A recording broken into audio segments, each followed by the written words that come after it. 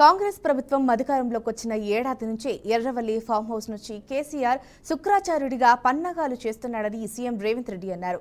హరీష్ రావు, కేటీఆర్ మారుచిడిలా రాష్ట్రంలో తిరుగుతూ ప్రభుత్వానికి అడ్డు తగులుతున్నారని తీవ్ర స్థాయిలో మండిపడ్డారు. అలాగే సింగరేణి బొగ్గు గనుల టెండర్లో అవకతవకలపై వచ్చిన ఆరోపణలపై స్పందిస్తూ కాంగ్రెస్ ప్రభుత్వంలో ఎటువంటి అవకతవకలకు స్థానం లేదని స్పష్టం చేశారు. మీడియా ఛానళ్ల మధ్య ఉన్న పంచాయతీతో మా పార్టీ నేతలపై బురద జల్లే ప్రయత్నం చేస్తున్నారని ఆగ్రహం వ్యక్తం చేశారు. బ్రహ్మ రాక్షసుల కులగురువు బకాసురుడు లాంటోళ్లను, మారీచుడు లాంటోళ్లను, రావణాసురుడు లాంటోళ్లకు కులగురువు ఎవడంటే శుక్రాచార్యుడు. భూ బకాసురులకు, ఈరోజు భూ కబ్జాదారులకు, ఈరోజు హత్యలు చేసేటోళ్లకు, ఆక్రమించుకునేటోళ్లకు అధికారాన్ని అడ్డం పెట్టుకొని తెలంగాణ రాష్ట్రాన్ని దోసుకునేటోళ్లకు కూడా ఒక శుక్రాచార్యుడు రాక్షస కులగురువు ఉన్నాడు. ఎక్కడున్నాడా? ఎర్రవల్లి ఫామ్ హౌస్లో ఉన్నాడు. ఎర్రవల్లి ఫామ్ హౌస్లో ఉండి పన్నాగాలు పన్నుతుంటాడు. శకుని మామ పన్నినట్టు పన్నాగాలు పన్నుతుంటాడు. దుర్యోధన వంశాన్ని ఎంబడి పెట్టుకొని ఏదో రకంగా ఈరోజు కుట్రల కుతంత్రాలతోని ప్రజాపాలనను, పేదల ప్రభుత్వాన్ని పడగొట్టాలని ఆలోచన. శుక్రాచార్యుడేమో ఫామ్ హౌస్కి పోయిండు, మారుచిరుడు సుబాహుడేమో బావా బామ్మార్దుల ముసుగులో అసెంబ్లీ లోపలికి వస్తుండ్రు. ఈనాడు ఈ ప్రభుత్వాన్ని బట్టగాల్చి మీదెయ్యాలి, ఈ ప్రభుత్వాన్ని బదనాము చెయ్యాలి అని అడ్డగోలుగా ప్రచారాలు ఈరోజు చేసే ప్రయత్నము మారీచుడు సుబాహుడు చేస్తున్నారు. ఆనాడు మాయలేడి రూపంలో వస్తే ఈనాడు సోషల్ మీడియా రూపంలో వస్తున్నారు. లేని అవాకులు చవాకుల మంత్రముల మీద ఈరోజు ప్రచారాలు చేస్తున్నారు, ప్రత్యక్షంగా పరోక్షంగా. ఈనాడు టెండర్ల గురించి కొన్ని పత్రికలు రాస్తున్నాయి. సింగరేణిలో కొంత కుంభకోణం జరిగింది, బొగ్గంతా మాయమైందని. నేను ఆ పత్రికలకు, ఆ టీవీలకు, ఆ సోషల్ మీడియా వాళ్లకు, ఆ రాజకీయ పార్టీ నాయకులకు నేను చెప్పదలుచుకున్నా, ఈ ప్రభుత్వంలో అవకతవకలకు తావు లేదు. అనవసరమైన ప్రచారాన్ని, తప్పుడు ప్రచారాన్ని కల్పించడం ద్వారా అపోహలు కల్పించి మళ్ళీ శుక్రాచార్యుడు, మారీచుడు, సుబాహుడు బలపడడానికి మీరు ప్రత్యక్షంగానో పరోక్షంగానో సహకారం చేస్తున్నారు. మీకు మీడియా పంచాయతీలుంటే తలుపు మూసుకొని కొట్టుకోండి, లేకపోతే ఒకరి మీద ఒకరు బురద జల్లుకోండి. అందులో మమ్మల్ని లాగి ఆంబోతులు కొట్లాడితేనంట లేగదూడల కాళ్ళు ఇరిగినాయంట.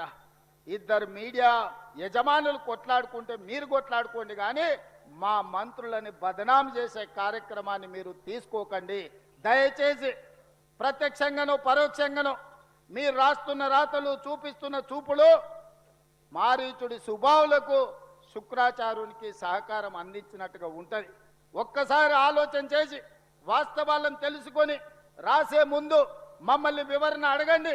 తెలంగాణ రాష్ట్ర ముఖ్యమంత్రిగా రోజుకి 24 గంటలు, సంవత్సరానికి 365 రోజులు ప్రజా జీవితంలో ఉన్న ప్రజలకు అందుబాటులో ఉన్న మీడియాకు కావలసిన వివరణ ఇవ్వడానికి తెలంగాణ రాష్ట్ర ముఖ్యమంత్రిగా నేను సిద్ధంగా ఉన్నా. ఏదైనా వార్త ఏ టీవీలో వచ్చినా, ఏ పేపర్లు వచ్చినా, ఏ సోషల్ మీడియాలో వచ్చినా నా ఎమ్మెల్యేల మీద, నా ఎమ్మెల్సీల మీద, ఎంపీల మీద, మంత్రుల మీద ఎవరి మీద ఆరోపణ వచ్చినా వాళ్ళందరికీ నాయకుడిగా, కుటుంబ పెద్దగా అది నా గౌరవానికి భంగం కలిగిస్తుంది, నా నాయకత్వం పట్ల అపోహలను కలిగిస్తుంది. ఇలాంటి విషయాలలో ఎలాంటి కాంప్రమైజ్ లేదు. మా మంత్రుల మీద ఏదొచ్చినా రాసే ముందు నన్ను వివరణ అడగండి. ఈ తెలంగాణ రాష్ట్రంలో నందమూరి తారక రామారావు గారికి అభిమానులు ఉన్నారు, నారా చంద్రబాబు నాయుడు గారికి సహచరులు, అనుచరులు ఉన్నారు. వాళ్ళందరికీ నా విజ్ఞప్తి ఒక్కటే, ఈ తెలంగాణ రాష్ట్రంలో తెలుగుదేశం ఉండొద్దని కక్ష గట్టి ఆ పార్టీ నాయకత్వాన్ని దెబ్బతీసిన చంద్రశేఖరరావును, బీఆర్ఎస్ ను సమూలంగా 100 మీటర్ల గోతి తీసి పాతి పెట్టినప్పుడే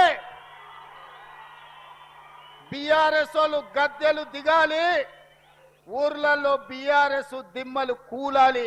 అప్పుడే నందమూరి తారక రామారావు గారికి నిజమైన నివాళులు అర్పించిన వాళ్ళం అవుతాము. ఆ విధంగా మనము ముందుకు వెళ్లాల్సిన అవసరం ఉన్నది. బీఆర్ఎస్ ను బొందబెట్టాల్సిన బాధ్యత మన అందరి మీద ఉన్నది. మిత్రులారా, రేపు జరగబోయే ఎన్నికల్లో 23 డిసెంబర్లో అధికారంలో నుంచి బీఆర్ఎస్ ను గద్దె దించారు. 2024 పార్లమెంట్లో గుండు సున్నా ఇచ్చి బొందబెట్టిరు. కంటోన్మెంట్ జూబ్లీహిల్స్ ఉప ఎన్నికల్లో బోడబండ రెఫరెండం అన్నాడు. రెఫరెండం అన్న బోడబండల్నే బండ కింద పాతి పెట్టిండ్రు బీఆర్ఎస్ను, మీరందరూ చూసారు. సర్పంచ్ ఎన్నికల్లో 66% ఇచ్చి కాంగ్రెస్ పార్టీని ఆశీర్వదించారు.